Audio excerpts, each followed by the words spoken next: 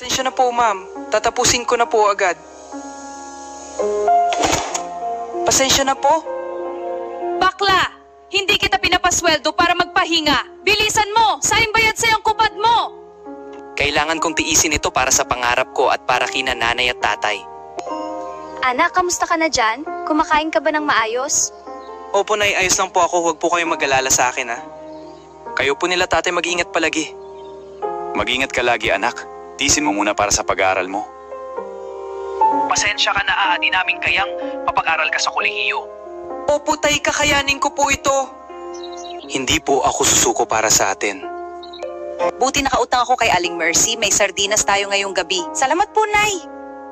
Masarap to, pamilya. Kain pa, James. Kahit simpleng ulam lang, masaya basta magkakasama tayo.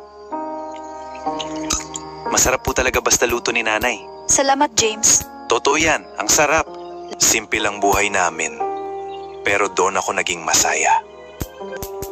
James! Pagkatapos mong maglinis, maglaba ka agad! Opo, ma'am, pero papasok pa po ako sa school mamaya. Aral ka ng aral, mahirap ka pa rin naman.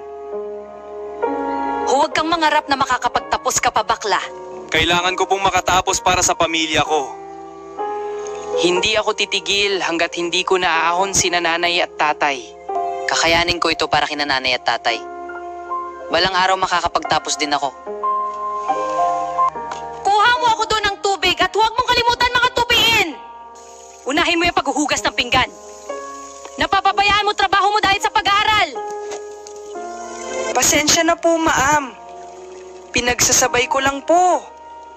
Gusto ko po talagang makatapos. Eh kung tumigil ka na sa pag-aaral, magtrabaho ka na lang!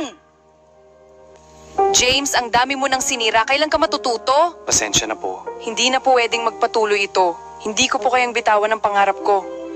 Hindi po ako magnanakaw, ma'am. Hindi ko po magagawa yun. Ikaw lang ang naiwan dito kanina. At ikaw lang naman ang ibang tao rito. Sino pa bang kukuha, ha? Ma'am, mahirap lang po kami. Pero hindi kumukuha na hindi sa akin. Pinalaki po akong tama na aking mga magulang. Pagod na ako. Pero kailangan lumaban. Para sa pangarap ko. Ginagawa ko ito para kina nanay at tatay. Hindi ako susuko kahit masakit.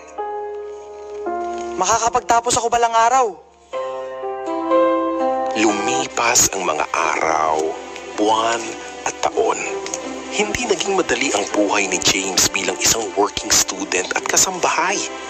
Araw-araw niyang pinagsabay ang pag-aaral at pagtatrabaho kahit pagod, gutom at madalas minamaliit ng kanyang amo. Ngunit sa kabila ng lahat ng hirap at sakit na kanyang pinagdaanan, hindi siya sumuko sa kanyang pangarap.